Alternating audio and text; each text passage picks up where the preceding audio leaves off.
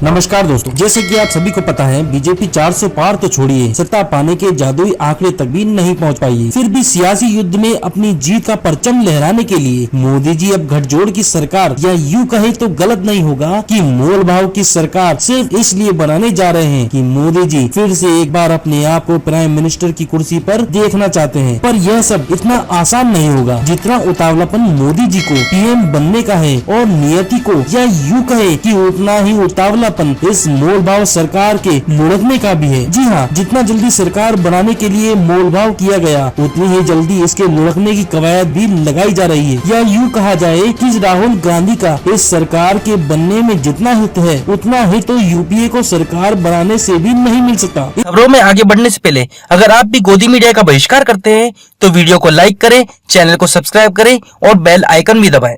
इस वीडियो में हम यह जानेंगे और समझने की कोशिश भी करेंगे कि क्यों इस मोल भाव सरकार में मोदी जी पीएम तो बन जाएंगे पर डिक्टेटर या तानाशाही नहीं कर पाएंगे, जैसा कि पिछले बीते 10 सालों में देखा गया। चाहे मनमाने फैसलों पर नोटबंदी करके देश को कतार में खड़ा करने का मामला हो, या नामी गिरामी गुजराती भगोड़ों के जरिए देश की संपत्ति का, देश के गरीब टैक्स पेयर का, देश की जनता का पैसा भगोड़ों को ले जाने दिए जाने का मामला हो, चाहे इलेक्टोरल बॉन्ड के जरिए चंदे और धंधे का मॉडल लॉन्च करने का मामला हो, जिसके चलते कोविड में लाखों लोगों को अपनी जान से हाथ धोना पड़ा, चाहे 700 से ज्यादा किसानों को खालिस्तानी कहकर मौत के घाट उतारने का मामला हो, या मणिपुर में महिलाओं को नग्न करके परेड करवाने के मामले पर भी चुप्पी साधने का मामला हो। दरअसल पिछले बीते 10 सालों में देश ने एक ऐसी तस्वीर देखी जिसके अंदर आम जनता का इस्तेमाल सिर्फ अपने फायदे के लिए किया गया। पर इस बार जो सरकार बनने जा रही है, इसमें तुगलकी फरमानों की कोई जगह नहीं होगी। हम ऐसा क्यों कह रहे हैं, इसकी वजह भी साफ है। हालांकि अभी मोदी सरकार के द्वारा कैबिनेट की घोषणा नहीं की गई है, फिर भी एक कवायद यह लगाई जा रही है कि इस मोदी सरकार में प्रधानमंत्री मोदी जिन मंत्रालयों की डिमांड जेडीयू और टीडीपी ने की है, सत्ता के लिहाज से वो बहुत ही अहम है, जैसे गृह मंत्रालय, वित्त मंत्रालय, रेलवे मिनिस्ट्री, परिवहन मंत्रालय, लोकसभा स्पीकर। आइए अब इन सभी मंत्रालयों की महत्वता को गहराई से समझते हैं और यह जानने की कोशिश करते हैं कि क्यों इन मंत्रालयों की डिमांड गठबंधन में हो सकती है। लोकसभा चुनाव के नतीजों के बाद आपने अगर जेडीयू प्रवक्ताओं की बात सुनी हो तो आपको पता होगा कि उन्होंने नीतीश कुमार के लिए इंडिया गठबंधन के अंदर प्रधानमंत्री पद की बात रखी थी। माना यह जा रहा है कि नीतीश कुमार इंडिया गठबंधन में पीएम पद लेना चाह रहे थे, जो उन्हें शायद मिल भी जाता, पर एनडीए में आकर वह गृह मंत्रालय के अलावा कुछ लेना उनकी चाहत के विपरीत ही होगा। आपको यह जानकर बिल्कुल भी आश्चर्य नहीं होना चाहिए कि पुलिस व्यवस्था, कानून व्यवस्था और सीबीआई, हाँ वही वाली जिसे दिखाकर मोदी जी किसी को भी अपनी मंडली में शामिल होने पर मजबूर कर लिया करते थे।